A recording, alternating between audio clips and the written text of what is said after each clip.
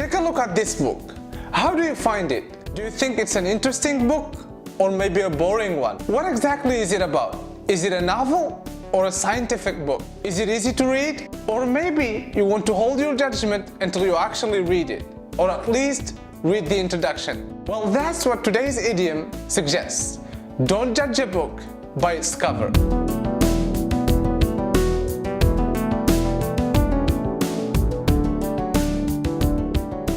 Welcome everyone.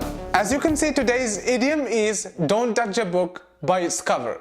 In this second episode of English Idioms, we will see what this expression means, how to use it, and at the end of this video, I will be sharing with you my thoughts on it. When you judge a book or a person, you form an opinion about them.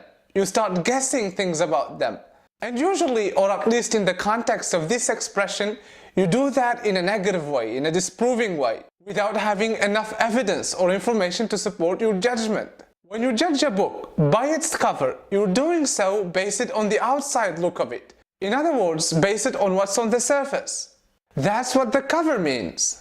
This is a book, and this is the cover. This idiom asks you and advises you not to do that. Don't judge a book by its cover. Read it, spend some time on it, and then you get to judge it, if you have to. The same thing is true for people. Before judging a person, before forming an opinion about a person, by saying that he or she is a good person or a bad person, a nice person or not so nice, an intelligent person or not so much so, etc., you need to know them first. And believe me when I say that people are way more complex than any book out there, and it takes a lot more time to get to know them. Let's see an example. Let's suppose that you're talking to your friend and you ask her, "Did you see the new teacher? He seems to be really serious." And your friend replies, "Yes, I saw him. What's wrong with that?" And then you say, "I think it will be really hard to study under him." And then your friend says, "Well, you never know. Don't judge a book by its cover.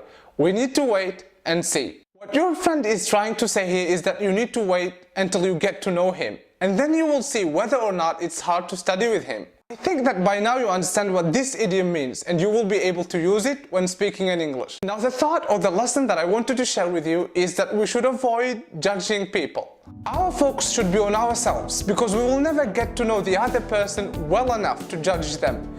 And at the end of the day, we will never benefit from doing that. While on the other hand, we know a lot about ourselves, and hence we get to judge ourselves. That's the moral of today's episode.